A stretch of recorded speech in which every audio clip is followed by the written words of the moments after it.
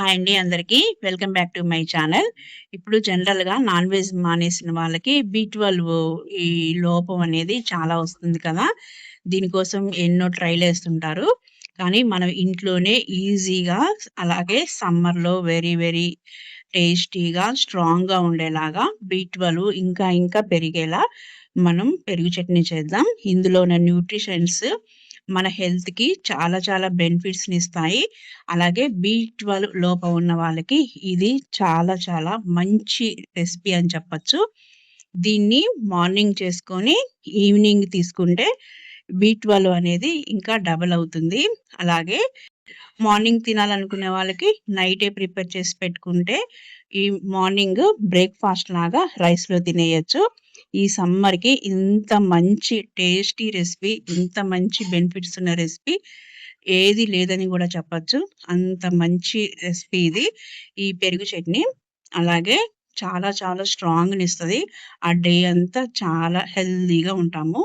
ఎలా చేయాలంటే ముందుగా ఒక బౌల్ తీసుకొని ఒక హాఫ్ కేజీ అంటే మన ఇంట్లో వాళ్ళకు సరిపడేంత హాఫ్ కేజీ అంత పెరుగు తీసుకొని దీన్ని క్రీమ్ లాగా చేసుకోవాలి.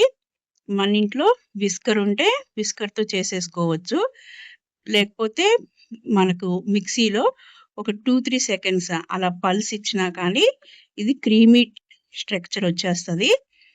ఫస్ట్ ఆఫ్ ఆల్ దీంట్లో ఎలాంటి ఉండలు లేకుండా క్రీమీగా చేసుకోవడమే దీని ఉద్దేశం. ఇలా చేసుకున్నాక ఈ పెరుగుని పక్కకు పెట్టేసి ఇప్పుడు ఇందులోకి న్యూట్రిషన్స్ కోసం ఒక మిక్సీ జార్ తీసుకొని 2 టేబుల్ స్పూన్ కొబ్బరి ముక్కలు, 1 టేబుల్ స్పూన్ అరగంట పాటు నానబెట్టిన కందిపప్పు, అలాగే హాఫ్ టీ స్పూన్ జీరా, ఇంకా స్పైసీ కోసం ఒక మిర్చి, అలాగే హాఫ్ టేబుల్ స్పూన్ అల్లం వేసుకోవాలి. దీన్ని వాటర్‌తో బైండింగ్ చేసుకొని మిక్సీ పట్టాలి. ఫైన్ పేస్ట్ చేయాలి. చాలా మెత్తగా. ఇలా చేసుకున్నాక ఇందులోకి మనం ఇంకొంచెం వాటర్ కలిపి దీన్ని కలిపేసి అలా పక్కనుంచాలి.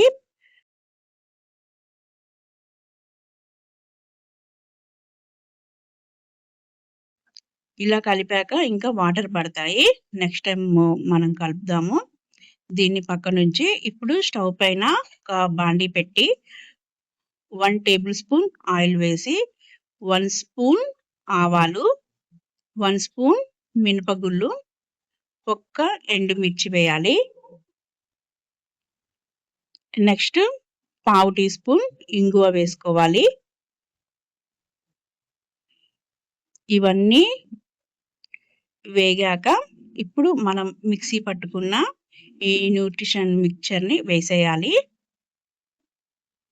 అలాగే ఇంకొంచెం వాటర్ కలిపి ఆ వాటర్ కూడా ఎయాలి. అంటే పావు లీటర్ కన్నా ఎక్కువే వాటర్ పడతాయి. అలాగే టేస్ట్‌కి సరిపడా సాల్ట్, 1 పించ్ పసుపు వేయాలి.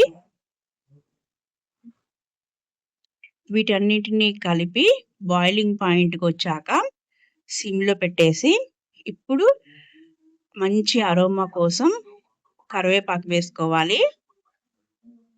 ఇవి తాలింపులో వేయొద్దు. ఇలా మరిగిన తర్వాతే వేయాలి కరివేపాకు. ఇంకా దీన్ని సిమ్‌లో ఉంచేసి 3-4 మినిట్స్ అలా మరిగించాలి. చక్కగా కొబ్బరిలో ఉన్న ఆయిల్ గూడా బయటకొచ్చి చాలా టేస్ట్‌గా వచ్చేస్తది. అప్పుడు దీన్ని చల్లారపెట్టేసి ఇప్పుడు ఈ పెరుగు వేసేయాలి. ఇది పూర్తిగా చల్లారితే చాలా బావుంటుంది. చల్లారాక ఈ పెరుగు వేసుకోవాలి. దీన్ని చక్కగా మిక్స్ చేసేయాలి. ఇప్పుడు దీంట్లోకి మనకి కావాలంటే కొత్తిమీర వేసుకోవచ్చు.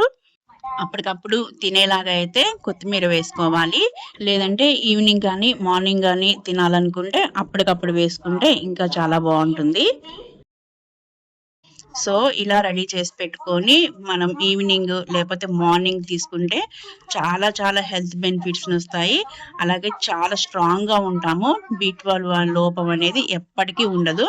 చూసారు కదా! మంచి న్యూట్రిషన్స్ ఉన్న పెరుగు చట్నీ ఎలా చేయాలో ఈజీగా మీరు చేసుకుంటారని అనుకుంటున్నాను. నా వీడియో మీకు నచ్చినట్లయితే please like, share and subscribe my channel. Thank you for watching.